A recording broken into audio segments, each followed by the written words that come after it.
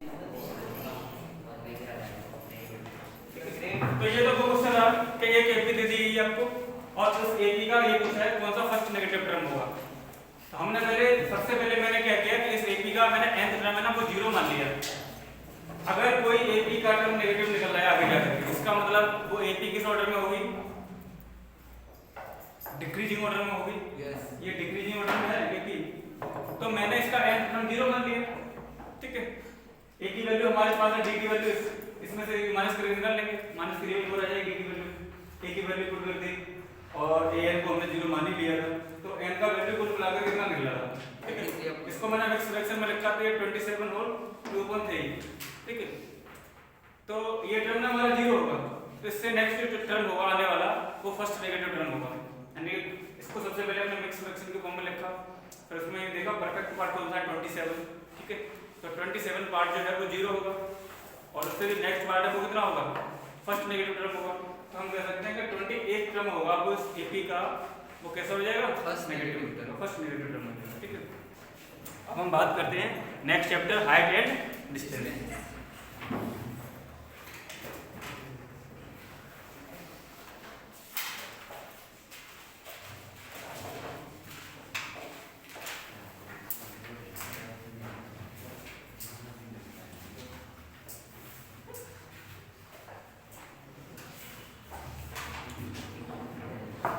Chapter number 8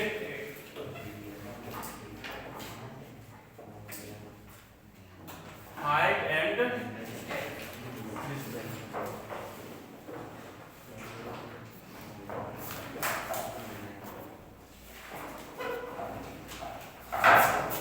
इसको हम दूसरी भाषा में कह सकते हैं एप्लीकेशन ऑफ ट्रिग्नोमेट्री।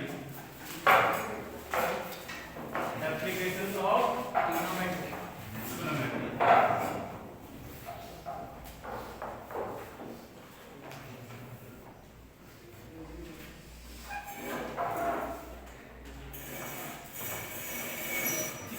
इसमें आपको दो चीजों को याद रखना है। नंबर एक चीज याद रखनी है आपको कि एंगल ऑफ एलिवेशन क्या है। Angle of elevation, angle of elevation क्या है और फिर एंगल ऑफ डिफरेंशिएशन क्या है।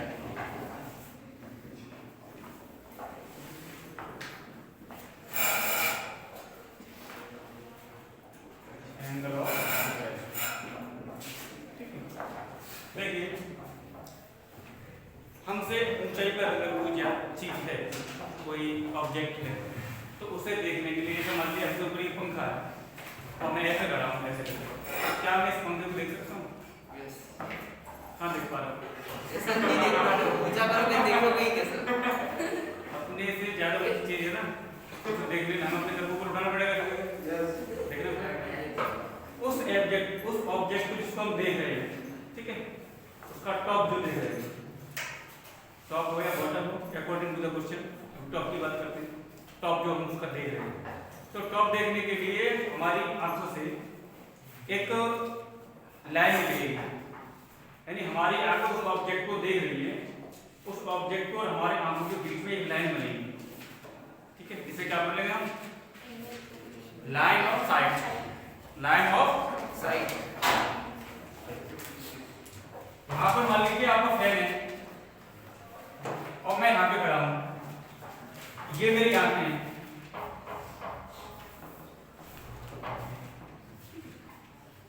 एक ही आंखें हैं तो दो, लेकिन हम एक बना दिए, ये मैं समझ एक ही आंखें। ये हमारी आंखें यहां पर, तो एक तो हमारी आंख से हॉरिजॉन्टल लाइन निकलेगी। ठीक है, जो हॉरिजॉन्टल लाइन होगी वो क्या होगी, हमारी जो ग्राउंड फ्लोर है ना उसके पैरेलल होगी। समझ रहे हमारे बात? ये जो लाइन निकलेगी हमारी आपको सीधी, इसे हम करेंगे हॉरिजॉन्टल लाइन। क्या कहेंगे? Horizontal line. और ऑब्जेक्ट को जिसको हम देख रहे हैं वहां से और हमारे आंखों के बीच बनने वाली लाइन क्या कहेंगे? Line of site. जब कोई भी ऑब्जेक्ट हमसे ज्यादा हाइट पर होता है तो हमें उसे देखने के लिए अपने सर को ऊपर करना पड़ता है, ठीक है। तो हमारी आंखों की जो लाइन ऑफ साइट है वो हॉरिजॉन्टल लाइन से जो एंगल बनाती है, दिस एंगल थीटा मान लीजिए, इसी एंगल को हम बोलते हैं एंगल ऑफ एलिवेशन। समझ में आई? कभी कभी क्या होता है कि कोई चीज हमसे कम हाइट की होती है, कम हाइट का मतलब हमारी हाइट उससे छोटी होती है, बहुत ज़्यादा छोटी होती है, तो उसे देखने के लिए हमें अपने सर को नीचे झुकाना पड़ता है। मान लीजिए डस्टर रखा है, हमें हाँ डस्टर कहाँ है, डस्टर थोड़ी दिखाई दे जाएगा, कहाँ डस्टर, नीचे डस्टर है तो नीचे तो देखना पड़ेगा, ऐसे देखना पड़ेगा, ठीक है। तो जब हमारे जो आई है, आई का कॉन्टेक्ट नीचे रखे किसी ऑब्जेक्ट से होगा, ठीक है, तो कैसे होगा देखिए, ये हमारी एक आई है, और ये कोई ऑब्जेक्ट रखा है, ठीक है। तो आई का हॉरिजॉन्टल लाइन कौन सी बनेगी? ये बनेगी हॉरिजॉन्टल लाइन, ठीक है, या हॉरिजॉन्टल लेवल बोल सकते हैं इसको। और इस ऑब्जेक्ट को देखने के लिए ये लाइन ऑफ साइट बनेगी, ठीक है। तो अब ये जो एंगल बनेगा ना, ये एंगल क्या कहलाएगा? Angle of. तो आपको दो चीजों को याद रखना है बहुत बारीकी से, एंगल ऑफ एलिवेशन और एंगल ऑफ डिफरेंस, ठीक है। और ये जरूर ध्यान रखना, जब हम अपने से ज्यादा हाइट को किसी ऑब्जेक्ट, अपने से ज्यादा हाइट पर किसी ऑब्जेक्ट को देखते हैं, ठीक है, तो वहां क्या बनता है? Angle of elevation. और जब नीचे अपने से कम हाइट वाले कोई ऑब्जेक्ट को देखते हैं तो क्या बनता है? चलो ठीक है, बाकी तो आपको कुछ आता होगा। अरे बाकी ये तो आता होगा, ट्रांसवर्सल वगैरह पढ़ा तो होगा आपने, ट्रांसवर्सल, इंटीरियर एंगल्स पढ़े ना, अल्टरनेटिव इंटीरियर एंगल्स वगैरह कॉमन चीज है, कभी कभी थोड़ा बहुत उसमें आ जाएगा, ठीक है। Come to the exercise.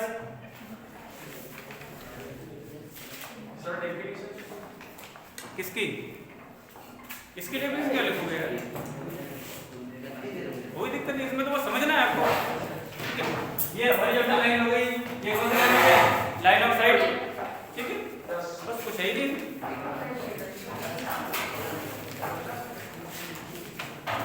हाँ भाई, एक्सरसाइज 8 सिंगल एक्सरसाइज है इस चैप्टर में, ठीक है।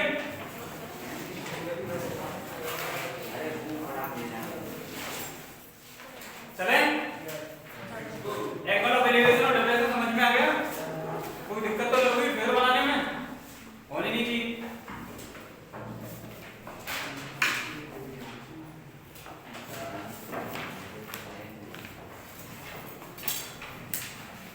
क्वेश्चन नंबर फर्स्ट देखिए क्या है, the shadow of A vertical pillar. अच्छा भाई, वर्टिकल पिलर कहाँ खड़ा होगा? तालाब में? कहाँ होगा? जमीन पे तो होगा? अच्छा, ये मान लीजिए हमारा ग्राउंड है, ठीक है, इस पर कोई वर्टिकल पिलर है इस तरीके से, पिलर का नाम दीजिए मैं ए बी, ठीक है। चलिए, हमारा ग्राउंड लेवल है और ये पिलर है हमारा, ठीक है। अच्छा भाई, जैसे हम खड़े हैं तो हमारी शैडो बनेगी, मान लीजिए इधर भी बन सकती है, इधर भी बन सकती है, अपन इधर मान लेते, इधर मान लेंगे, तो क्या करेगा? Shadow of A vertical pillar is same the height of the pillar. जितनी इस पिलर की हाइट है उतनी ही इसकी शैडो है,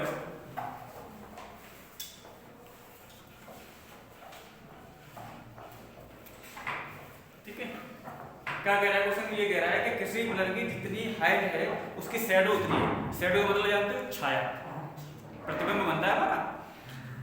अरे वैसा बनता नहीं प्रतिबिंब, धूप में रात में देखा, रात में बनता है, हम आगे आगे चल रहे हैं, हमारी इमेज पीछे पीछे आ रही है या बराबर चल रही है।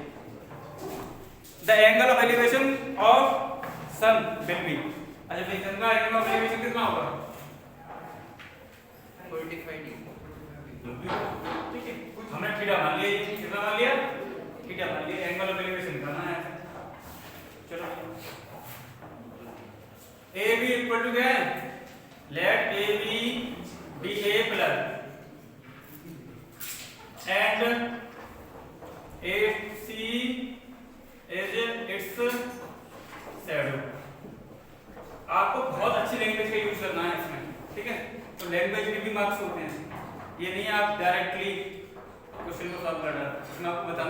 में किसको पिलर माना है, किसको शैडो माना है, ठीक है। इन ट्रायंगल ACD, ठीक है। अब देखो दो चीजें दी गई हमें, आपने फॉर्मूला पढ़ा होगा पंडित बद्री प्रसाद हर बहुत अच्छे से पढ़ा होगा। तो भाई ये परपेंडिकुलर और ये हमारी बेस है, तो परपेंडिकुलर और बेस किस में आता है, tan में आता है। तो tan थीटा इक्वल टू कितना आ जाएगा, परपेंडिकुलर अपॉन बेस, परपेंडिकुलर भी है बेस भी है, ऐसे कैंसिल आउट। तो tan थीटा इक्वल टू 1 किसका वैल्यू होता है, tan 45 डिग्री का। जब दोनों तरफ से हम हां जब दोनों तरफ से काटते नहीं है, कंपैरिजन करते हैं, तो थीटा का वैल्यू कितना आ जाएगा, 45 डिग्री आ जाएगा, ठीक है भाई। क्वेश्चन नंबर सेकंड देखो, सही था करने दो कि हां सेकंड कर लो उसके बाद में। दूसरा क्वेश्चन देखो, from a point on the ground which is 100 metre away from the foot of the tower. ये भाई टावर हो गया, ये ग्राउंड हो गया, ठीक है।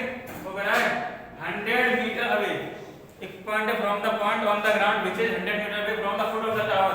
ये टावर हो गया AB और ये C पॉइंट हो गया जो इससे 100 मीटर दूर है, ठीक है। क्या कह रहा है आगे, angle of elevation of the top of the tower is 60 degree. इस पॉइंट से एंगल ऑफ एलिवेशन कितना हो रहा है, 60 डिग्री का हो रहा है।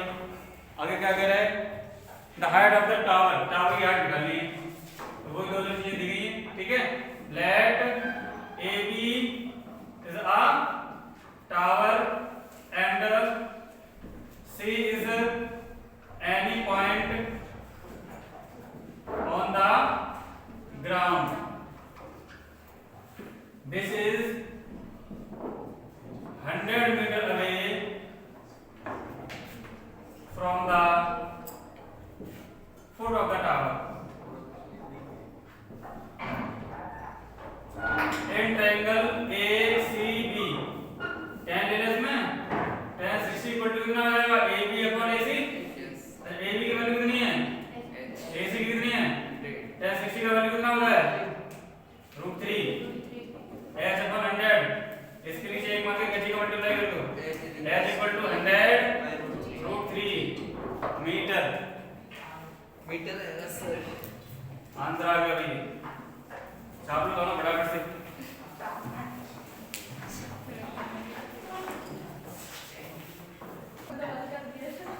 क्वेश्चन नंबर 3 देखिए, ए 15 मीटर लॉन्ग लेडर जानते हो, सीढ़ी जानते हैं, अच्छी बात है भाई।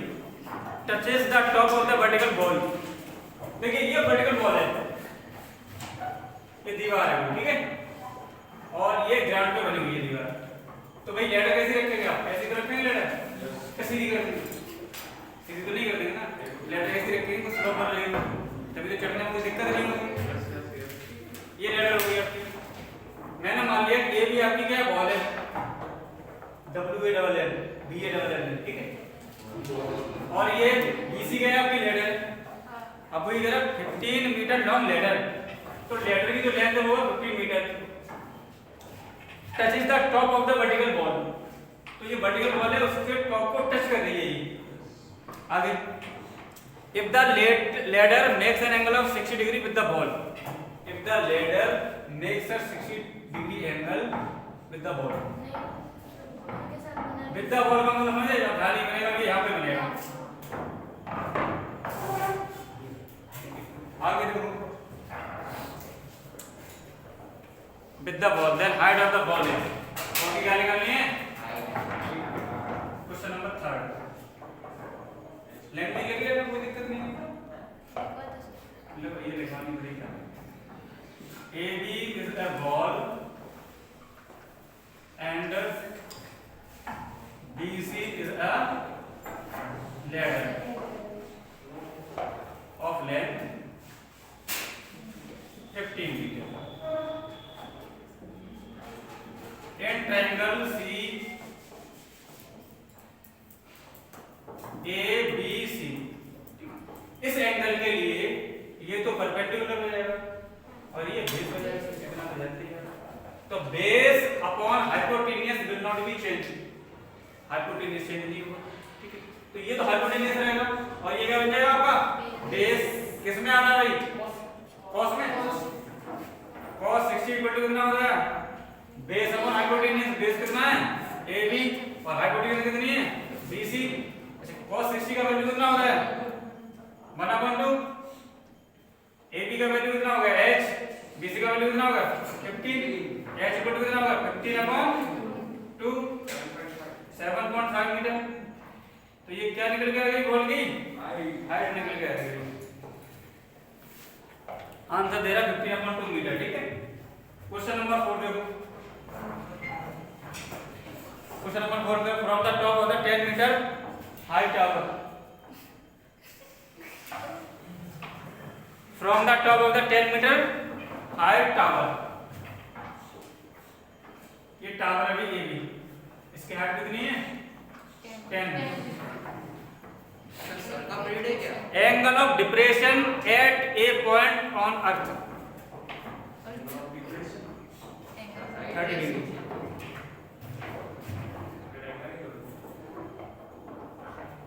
ये टावर लगा है इसी पॉइंट पे अर्थ पे ठीक है from the top of the 10 metre height कर ले देख रहे हैं point is 30 degree distance of point from the base of the tower इस पॉइंट से ऊपर से नीचे की तरफ देख रहे हैं ठीक है ऊपर से नीचे की तरफ देखेंगे तो क्या बनेगा ये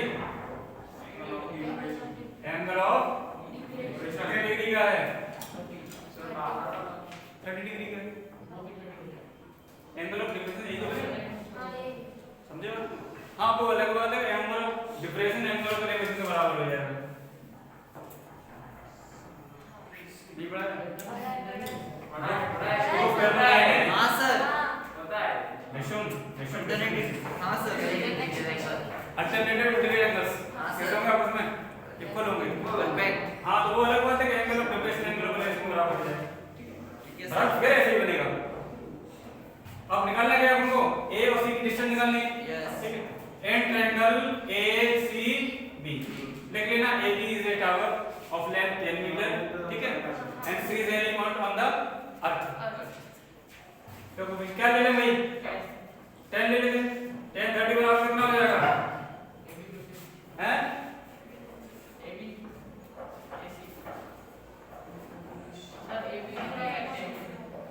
AB ले लें सर परपेंडिकुलर अपन बेस लोग sir perpendicular upon base perpendicular कितना है और बेस कितना है x मान लिया 10 30 का वैल्यू कितना होती है 10 अपॉन x x की वैल्यू कितना आ जाएगी 10 3 मीटर तो द लेंथ या the distance of point from the foot of the tower will be 10 3 metre okay okay आगे बढ़ते